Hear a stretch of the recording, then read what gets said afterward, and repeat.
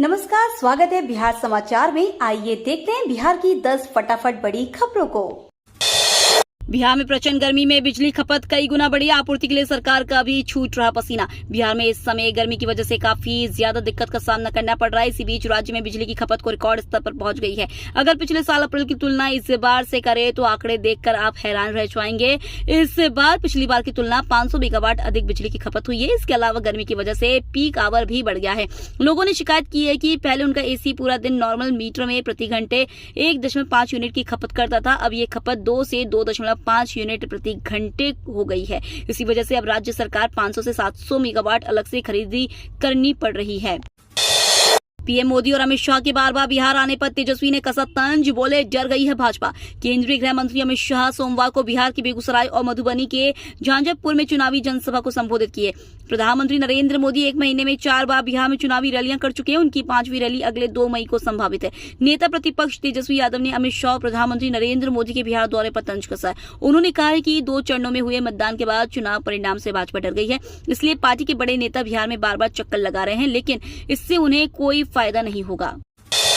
बिहार में झुलसा देने वाली गर्मी, 18 जिले में लू का ऑरेंज अलर्ट जारी। आज बिहार के 18 जिलों में लू चलने के लिए संभावना है। मौसम विभाग ने इसको लेकर ऑरेंज अलर्ट जारी किया है। मौसम विभाग की माने तो पटना, मुजफ्फरपुर और शेखपुरा में तापमान बढ़ने से रातें गर्म रहेंगी। राजधानी समेत पूरे राज्य में पिछले कुछ दिनों से लगातार उत्तर पश्चिमी हवाएं चल रही हैं। मौसम विभाग की माने तो आज उत्तर बिहार के जिलों में अधिकतम तापमान में 1 से 3 डिग्री सेल्सियस की बढ़ोतरी होगी। हालांकि दक्षिण बिहार में तापमान में कोई खास बदलाव की उम्मीद नहीं है। बिहार में 10,709 एएनएम की बहाली का रास्ता साफ। पटना हाईकोर्ट का आया बड़ा फैसला। बिहार में 10,000 से ज्यादा एएनएम की बहाली का रास्ता साफ हो गया है। इस मामले में पटना हाईकोर्ट का बड़ा फैसला आया है। मुख्य न्यायाधीश न्यायमूर्ति के विनोद चंद्रन ने अध्यक्षता वाली खंडपीठ ने यह फैसला दिया है। कोर्ट के इस ऑर्डर से बहाली का इंतजार कर रहे एएनएम पद के अभ्यर्थियों में खुशी की लहर दौड़ पड़ी है। जानकारी के मुताबिक कोर्ट ने अपने फैसले में अभ्यर्थियों के प्राप्तांक के आधार पर बहाली का आदेश दिया। इस मामले में सरकार की अपील पर 18 अप्रैल 2024 को सुनवाई पूरी हो गई थी। कोर्ट ने अपना फैसला सुरक्षित रख लिया था। सोमवार को पटना हाईकोर्ट के द्वारा यह बड़ा और महत्वपूर्ण फैसला सुनाया गया। सारण से रोहिणी आचार्य ने किया नामांकन, पापा लालू रहे मौजूद। सारण लोकसभा सीट से आरजेडी प्रत्याशी और लालू यादव की बेटी रोहिणी आचार्य ने नामांकन दाखिल कर दिया है। उनके साथ पिता लालू यादव और राजद के वरिष्ठ नेता मौजूद रहे। थोड़ी देर में लालू यादव एक जनसभा को भी संबोधित करेंगे। रोहिणी के चुनाव कैंपेन के लिए लालू यादव बीते कई दिनों से छपरा में ही कैंप कर रहे हैं। वहीं तेजस्वी यादव पार्टी प्रत्याशियों के लिए पूरे बिहार में चुनाव प्रचार में जुटे हैं। संकट में एमडीएच, मसालों में टाइफाइड वाले बैक्टीरिया के चलते यूएस ने रोकी एंट्री। असली मसाले सच सच, एमडीएच महाशियान दी हट्टी यानी एमडीएच की टैगलाइन भले ही असली मसाले बेचने की बात कहती हो, लेकिन फिलहाल ऐसा लग रहा है कि सच जैसा कुछ है नहीं।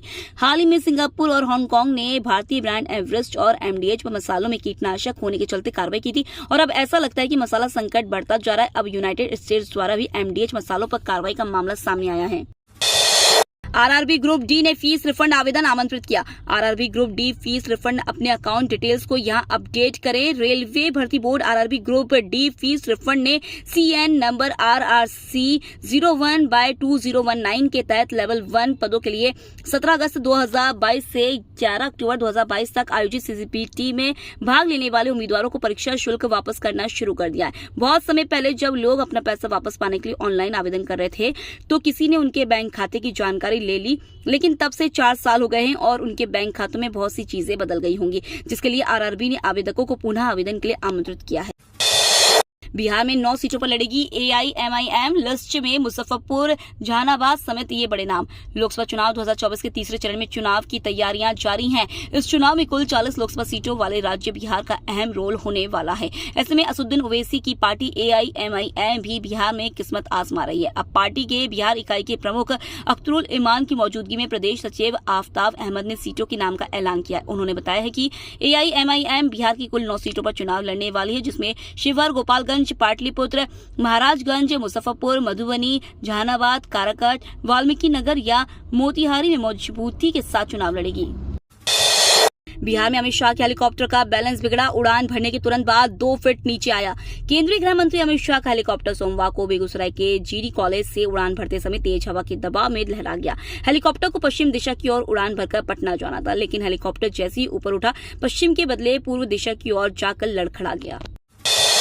चिराग पासवान का विपक्ष पर बड़ा हमला, कहा आपकी संपत्ति पर इनकी नजर, इसलिए इनसे रहे सतर्क। शहर के क्लब मैदान में आयोजित जन आशीर्वाद सभा और वैशाली की एलजेपी उम्मीदवार वीणा देवी के नामांकन के लिए पहुंचे चिराग पासवान ने कहा कि वर्तमान में एनडीए और पीएम मोदी को हराने के लिए एक बड़ी साजिश रची जा रही है। इस साजिश के लिए विपक्ष भ्रम पैदा कर रहा है और देश में संविधान को समाप्त करने की झूठी बात कर रहा है। चिराग पासवान ने कहा कि जो लोग संविधान और लोकतंत्र की समाप्त करने की दुहाई देकर बयानबाजी कर रहे हैं, वह लोग आज से पहले इमरजेंसी लोकतंत्र को खत्म करने का काम कर चुके हैं।